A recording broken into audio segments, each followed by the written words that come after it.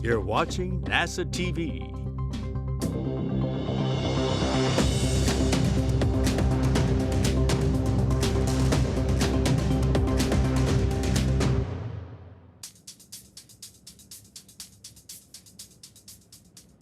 Good afternoon and welcome to NASA's Johnson Space Center in Houston, Texas. I'm Sandra Jones and we're here today to discuss a series of an upcoming spacewalk series outside the International Space Station. 2 spacewalks are scheduled in the month of October on the USOS segment. The first is October 12th. The second is scheduled for October 20th. This will be the 268th and 269th spacewalk in support of International Space Station maintenance, assembly, and upgrades. Today's briefing will address the programmatic and operational significance of the spacewalk, as well as all of the detailed procedures. Our briefers today are Dana Weigel, Deputy Manager for the International Space Station Program, Elias Murmo, Spacewalk Flight Director, Farouk Sabur, U.S. Spacewalk 89 Officer, and Sandy Fletcher, U.S. Spacewalk 90 Officer. We'll first start with some brief initial remarks from our briefers before opening it up for questions. We'll be taking questions on our phone bridge as well as on social media using the hashtag AskNASA. If you're on the phone, please press *1 to submit your question. And again, if you're on social media, use the hashtag AskNASA. So we'll now begin with opening comments from Dana Weigel. Welcome. Thank you very much for tuning in today. We're here to talk about the pair of upcoming spacewalks, the first of which, as you heard, is Thursday, October 12th. The first one will be conducted by NASA astronaut Laurel O'Hara and ESA astronaut Andy Mogensen. We've got a science objective for this EVA where we'll be looking at microorganisms that might exist on the exterior surface of the space station. Bacteria and fungi live in and around humans, and so of course we've got these microorganisms inside the space station as well. And there are some transportation mechanisms that allow for the gas that's inside ISS to move outside, primarily vents that we have for things like life support systems. So we're really curious to understand what microorganisms we might have outside and if any of those are able to survive the harsh environment out in space. The crew will take some samples in a couple different locations and then we'll bring those down to the ground to do the analysis. The crew will also install a high-definition camera which has with it an upgraded wireless access point. That's going to help improve and extend our wireless capability outside of the vehicle. Another unique aspect of the camera task is that we will do another demonstration or test along with it. We'll fly the arm from the ground with an EVA crew member on it. Of course, we have flown the arm from the ground for many years, but in this case, the novel part is having a crew member on the end of it. During the EVA, we'll also have the crew do some fit checks to help us with the future planned upgrade of the alpha magnetic spectrometer. This will be the first spacewalk for both Laurel and Andy. Laurel will be EV1, wearing the red stripes on her suit, and Andy will have the unmarked suit. Our egress is planned around 7:30 a.m. Central Time, and the EVA duration is planned for around 6 hours. The second EVA will be on Friday, October 20th. That EVA will have NASA astronauts Jasmine Mogbelli and Laurel O'Hara. On that EVA, we hope to remove and retrieve a failed communications box. That's called the RFG, or Radio Frequency Group. We'd like to bring that box home and refurbish it so we have it available as a future spare in case it's ever needed. The crew will also be replacing one of 12 trundle bearing assemblies. The trundle bearing assemblies help rotate our solar arrays. They're attached to what's called a SARJ. That's the Solar Array Alpha Rotary Joint. We've got a trundle bearing that's starting to degrade, and we need them to operate smoothly so we can easily track our solar arrays as station orbits around the Earth. That will be Jasmine's first EVA. She will be EV1, so she'll be wearing the red stripes for that EVA, and Laura will be EV2 in the unmarked suit. That EVA is planned for about 6.5 hours. You probably heard the great news that Frank Rubio returned last week aboard the Soyuz spacecraft, so he's back home on Earth after completing a record-setting mission. He spent 371 days in space, which is the longest duration mission for a single space flight. So wonderful to have him back home with us. Looking ahead a bit, we've got a Russian EVA on October 25th. That's EVA 61 for the Russians with cosmonaut Kononenko and Chub. And then right around the corner after that, in early November, we've got our SpaceX 29 Dragon cargo mission, which will bring food, supplies, and spares, and a lot of research to ISS. So as usual, it's always busy on board Space Station. We're really looking forward to these upcoming EVAs, and with that, I will hand it to Elias, the lead flight director. Good afternoon. Again, my name is Elias Murmo, and I will be the lead flight director for the second of the two EVAs that we have talked about so far. That's the RFG-2 removal to bring it back inside for refurbishment. Rebecca Wingfield will actually be the flight director lead for the first EVA, which we call the Microorganisms EVA. Just going a little bit more into details on the two EVAs, Laurel will actually be the one doing the microorganism swabs. There'll be a caddy, we'll show that in a little bit. While Andy, again, is on the arm replacing one of our high definition cameras, as Dana mentioned. Again, what's interesting about this operation relative to replacing that camera is we will be doing it on the end of the robotic arm on Space Station, but controlling the arm from the ground. Normally when we do EVAs, any robotic operations that are happening on board are conducted by the crew on board the spacecraft. But again, over many years, we've done a lot of advancements in being able to operate the robotic arm from the ground to do things like science experiments or replacing other pieces of equipment on the outside of the space station. So this is just expanding our operational envelope of being able to, again, operate the arm with a crew member outside. Additionally, by doing this, it actually helps us develop some ops concepts that we can apply to the Gateway program as part of Artemis. Gateway will also have a robotic arm, and some of the tests of operations that we'll be doing as part of this EVA will help us inform the ops concepts for that future program. On the second EVA, the one that I am leading, the RFG-2, as we call it, this is, again, to retrieve the radio frequency group. We attempted to retrieve this earlier this year, but had issues removing it from a stanchion that's on the outside of Space Station. Unfortunately, we really need to get the RFG off of that stanchion to be able to put it back inside of the airlock, again, to bring it home and refurb it. So teams on the ground have spent many months kind of analyzing why we weren't able to remove it last time. And we have a pretty solid plan that we've practiced and developed with an additional tool that Sandy Fletcher will show us in a little bit to be able to remove that RFG again from the stanchion and bring it inside.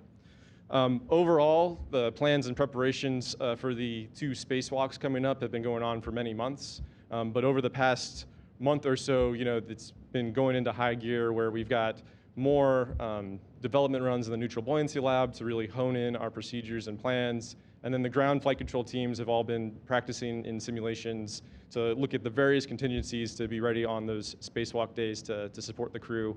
And then additionally, the crew on board, Andy, Laurel, and Jaws, who we talked to this morning, are all studying their procedures and plans and are ready to go out the door next week. So really, we're on what we call the road to EVA. It's a very busy time getting ready for the two spacewalks over the next couple of weeks.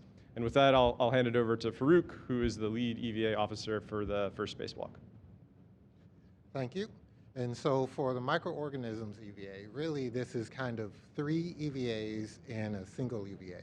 So for one portion of it, Laurel is going to be doing the microorganism sampling, and she's going to be doing that at the airlock as well as on the lab. In addition to that, she's going to go out to do the DC to DC converter unit jumper task. And this is a jumper that we're going to be installing on the P4 integrated equipment assembly task out on P4 element of the truss. So with that, we're installing a jumper to allow us to share power in the case of a contingency jumper failure. And then so while she is doing that task, Andy, he is going to be primarily on the robotic arm doing the high-def camera replacement task. After they are complete with both of those tasks, they will join together for the alpha magnetic spectrometer assessment. They're going to be going out to the alpha magnetic spectrometer, and they're going to be looking at the work site for a future EVA. So involved in this, they will need to get underneath some beta cloth, and then they're going to assess a patch panel. And then with that, I have a video to show more of the details of the EVA. U.S. Spacewalk 89 will be conducted by Laurel O'Hara as EV-1 with the red stripes and Andreas Mogensen as EV-2. EV-1 will egress the airlock and stow the microorganisms caddy on their swing arm. EV-2 will retrieve a medium-sized bag with a high-definition camera in it. After a quick buddy check, EV-2 will translate up the truss to the port side to set up for their next task. They will drop their safety tether as well at this location. Meanwhile, EV-1 will begin the microorganism sampling by first getting a control sample in free space. Then they will flip the microorganisms caddy to get to the sample side, open the thermal cover, and then take a sample of the vestibule area with the first sample from the caddy. They will then take a sample of the thermal cover itself. When complete, they will close the thermal cover and get another sample on the aft side of the airlock between two handrails.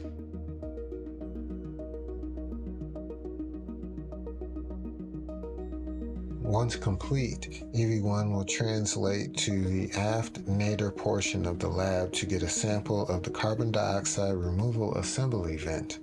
This will be the first of 3 vent sample locations on the lab. EV-1 will then translate ISS forward on the lab to the port side to get a sample from the oxygen generation assembly vent.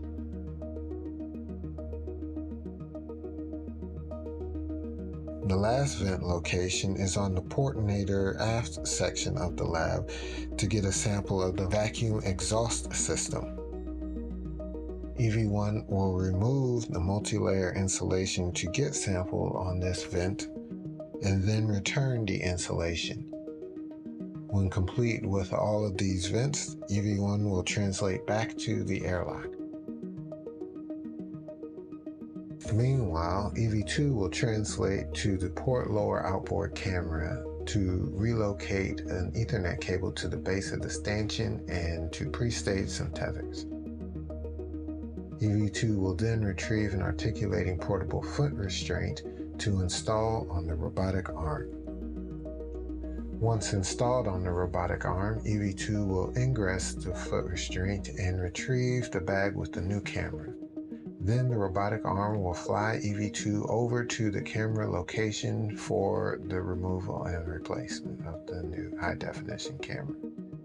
EV-2 will install a handling aid on the old high-definition camera, release a cable restraint, and demate 2 power cables.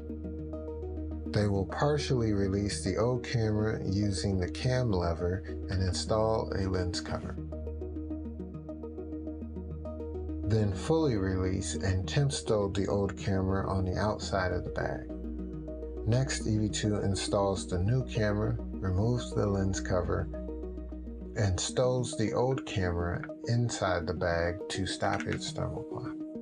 Then they will remate the power cables into the new high-definition camera with wireless access. The rest of this task will be dedicated to properly routing 2 power cable and the wireless access port cable to allow full pan tilt capability for the camera group. This includes installing a clamp and a strap to restrain the cables. Lastly, EV-2 will maneuver to the base of the camera stanchion to mate the high-definition wireless access port cable to the Ethernet cable previously relocated. While EV-2 works on the camera replacement, EV-1 will stow the microorganisms caddy in the airlock and retrieve the DC to DC converter unit jumper cable bag and translate to the P4-P5 interface.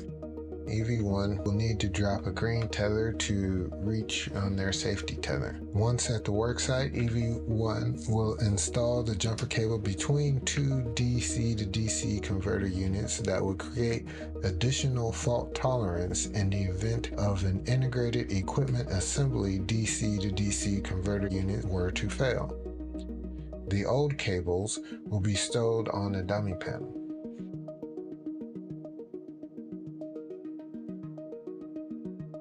When complete, EV1 will check with EV2 to see if they need any help with the camera replacement, and then move back to the airlock.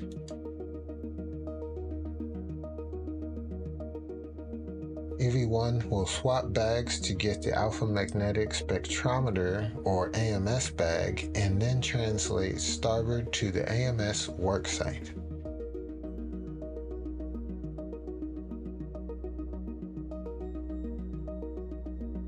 They will stow the bag on the AMS handrail and then work to relocate a cable that is in the way of the ingress location on the truss. EV2 will be flying on the robotic arm back to the egress position. They will egress and clean up the robotic arm, including stowing the portable foot restraint and translating back to the airlock after they retrieve their bag. They will stow the old high-definition camera and then translate out to the alpha magnetic spectrometer worksite with EV1.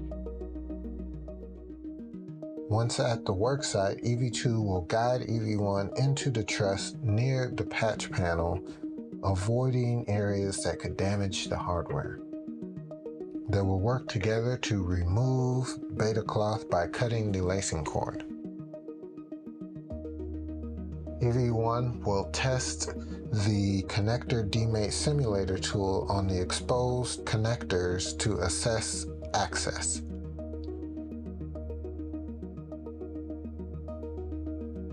Then the two crew will carefully swap positions to allow EV2 to access with the tool at the patch panel location.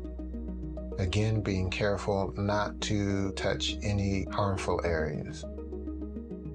When complete, they will take closeout photos of the patch panel and re-secure the beta cloth. Then EV2 will egress the truss element, and EV1 will retrieve the crew lock bag, and both crew members will translate back to the airlock. And that will successfully conclude US Spacewalk 89. And yes, and I actually have a few show and tell items here. Can we get the image, please? So here is a hi-fi photo of the microorganisms caddy. You can see it has sample canisters on both sides. On the two sample side, this is our control side. So one of those canisters we are never touching, never opening, and that will remain the control. There is a second sample on the two side that we will open and wave in free space as a secondary control in free space. And then once complete, our samples that we're taking on locations at the airlock and on the lab are going to be on the 6th sample side. Now I have some hi-fi hardware to show you. So the canisters look like this, and they are sealed inside so that they are safe from anything in the environment until they are opened. Here we have the handle. These are modified old shuttle tools that have been used for this purpose. So on the handle, you stick it into the caddy end effector, and then you can just press the locking lever and rotate, and then pull the sample out like this. And this will show you on the end of it, it's a standard COTS example of a swab that we will be using for each of the sample locations. And then so we have to be very careful that this swab doesn't touch any inadvertent areas because that could invalidate the science. And then once complete, you very carefully put this back in here and then rotate it to the locked position. And then to remove the handle, you slide this down to reveal 2 levers, press them, and you can pull the handle off. So the other piece of hardware that I have here is for the alpha magnetic spectrometer evaluation that we're doing. So on the future EVA, one of the assessments that the team is very interested in is they want to use some of these cable locations for various future needs. But they need to know what kind of access they have to these various cables on this particular patch panel. So they created this DMate tool that they plan to use in the future, and this is just a simulator tool. So they want to see if they can need any modifications to the tool in order to access any of the samples. So how you use the simulator tool is they're going to stick it over the cable, careful not to inadvertently demate, because we don't want to demate any of these cables on our EVA, to see if they have access. And they will do this same operation with 12 different connectors to see what their access looks like. In the future EVA, they will choose the 3 best cable locations to see how they can reintegrate signals and information.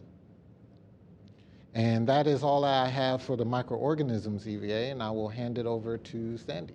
Thank you, Frick. Good afternoon. So I'll talk to the radio frequency group, or RFG EVA retrieve number 2. What we're doing is really 2 EVAs. Farouk has 3 in 1. I have 2 in 1. First half of the EVA, we're going out to the port side of the International Space Station. The primary task out there is to do the remove and replace of the trundle bearing assembly. Laurel will be doing that task. Meanwhile, Jasmine will be doing a number of other tasks. One primary task is removal of an H fixture. This is an attachment to the beta gimbal assembly. We need that H fixture removed so we can install an ISS rollout solar array later in a future EVA. She's going to also do a cable adjustment so that we have free movement on one of the camera ports outboard on the station. Then once we're done with the port side task, we'll actually come close to the airlock. We'll be on an external stowage platform, and we'll be doing a second attempt at removing the RFG from mid-stanchion. So we've done quite a bit of work. We understand what the primary cause of the RFG not being removed. There are 5 aft wedge clamps that are holding the box onto the stanchion. And we will show you a video and describe the EVA, and then I'll come back and show you the tool that's been designed. Turns inboard to the camera port 8 worksite to adjust a cable interfering with movement of the camera light assembly. After lubricating the surface, EV2 installs a new trundle bearing assembly.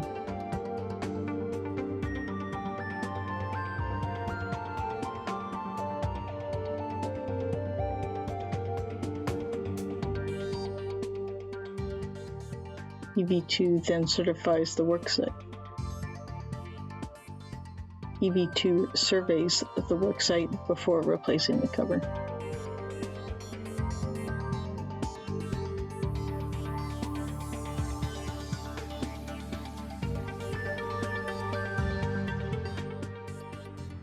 From camera port 8, EV1 translates inboard, down a strut, and temp stows the crew lock bag on the U.S. laboratory. EV1 goes to the airlock, retrieves a different crew lock bag, and takes it to the external stowage platform number 2.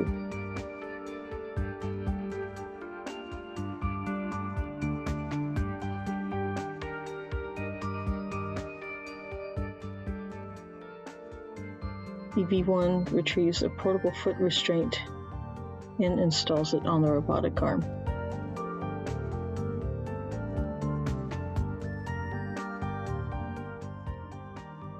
Then EV1 ingresses the foot restraint, and the robotic arm flies to the radio frequency group aft position.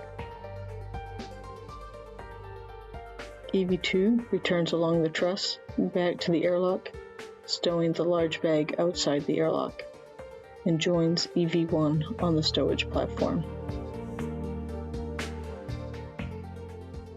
The crew work together to fold back the multi-layer insulation surrounding the radio frequency group.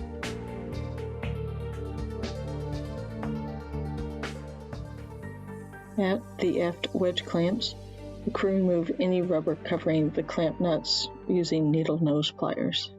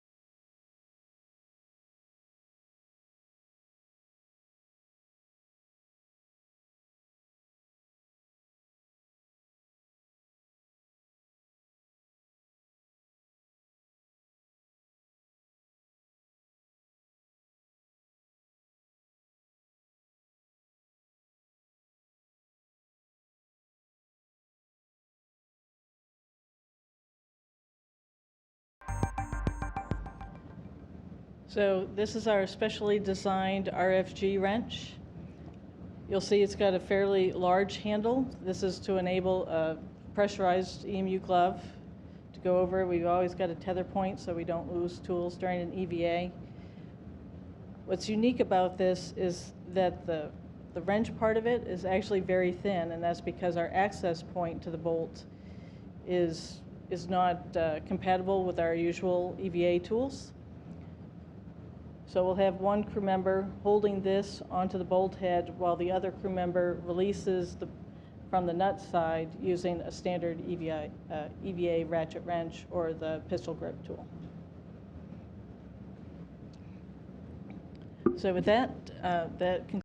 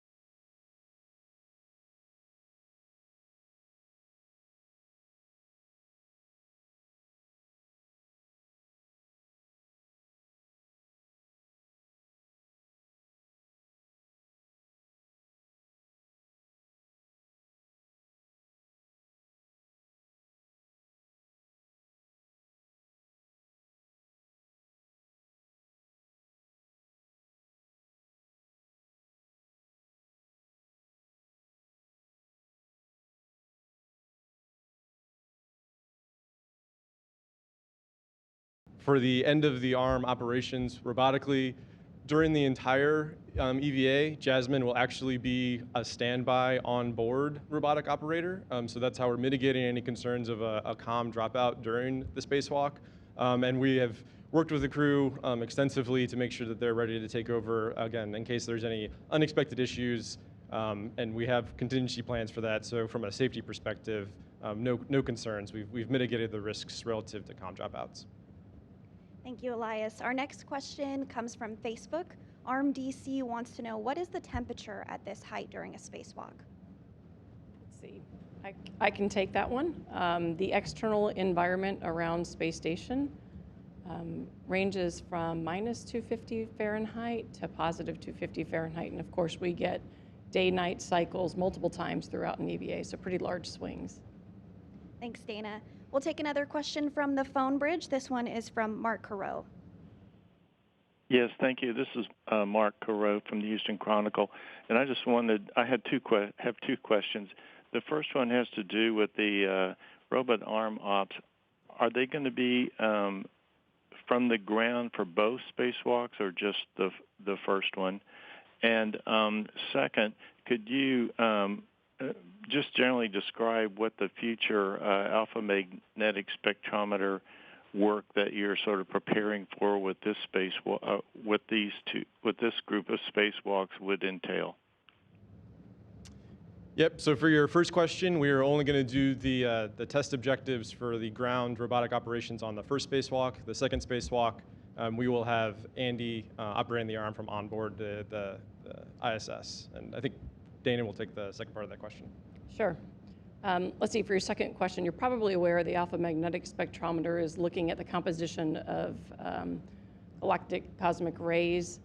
The goal with the upgrade is to be able to get more data, so more data throughput and higher accuracy. And so the terms they use with the AMS is instrumentation layers, is the terminology they use. The goal is to build and install a new outer layer and upper layer, which again will give us more data throughput and also higher accuracy. And so there's a series of EVA tasks. This early one is really going to help, as Farouk mentioned, to understand what cabling connections could be used to help connect this future upgrade. And so that's going to inform some of the design solutions in the future. And then there's a series of EVAs to actually install the tracker and to address some of the challenges that come along with heat rejection once we install that. So those are some of the future EVAs. Thank you. We do have a couple more social media questions, but if you are a reporter on the phone bridge, please press *1 to go ahead and get that question submitted.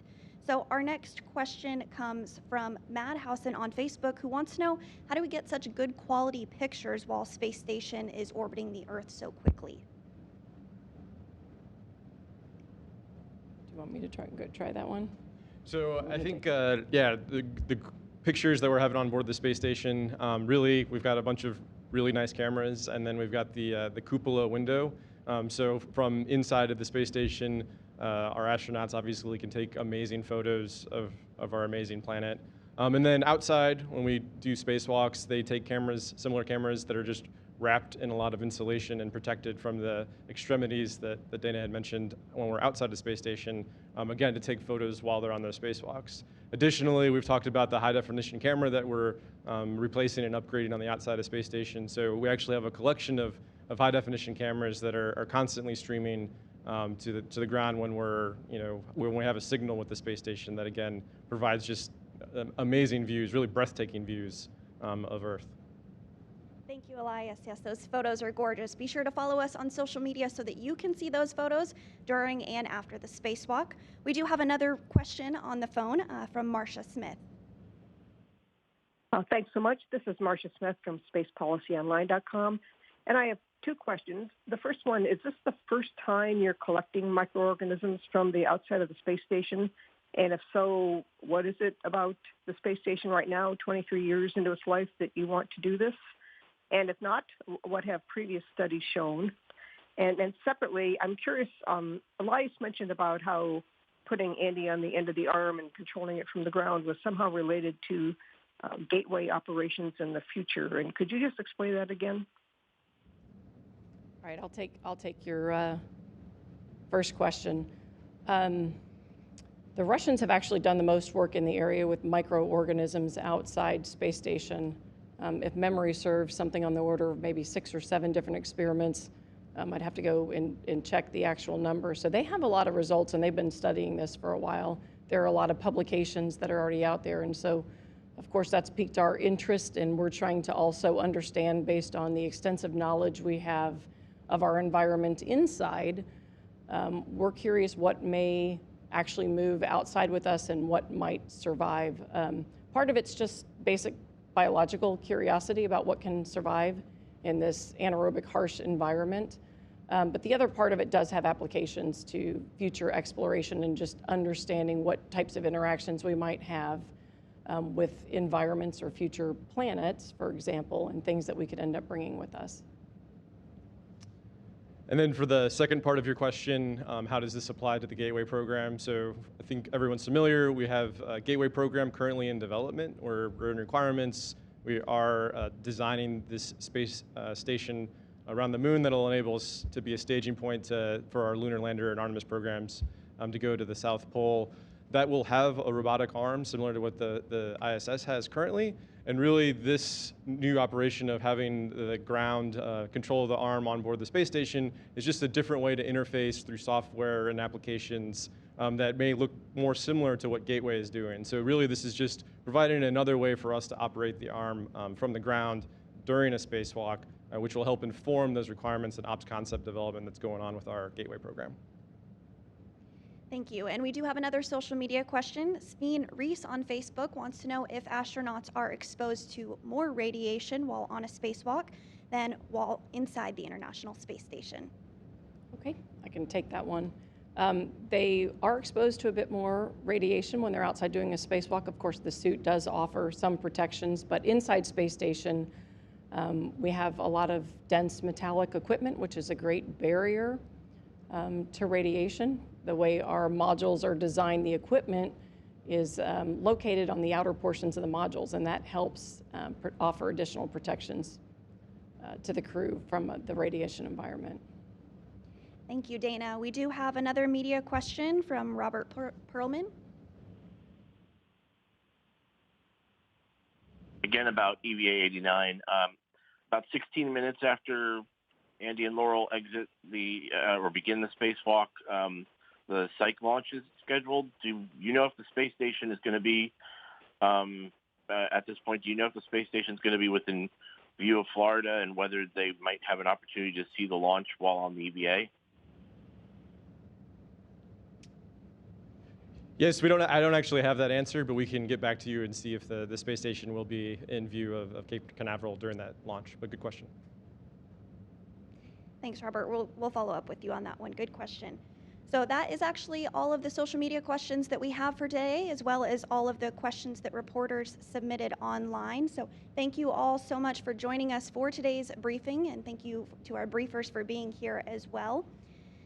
I do hope that you'll tune into NASA TV to watch the series of spacewalks. The first spacewalk on October 12th is scheduled to begin at 10 a.m. Eastern and last about 6 hours. NASA TV coverage will begin at 8:30 a.m. Eastern for the first spacewalk.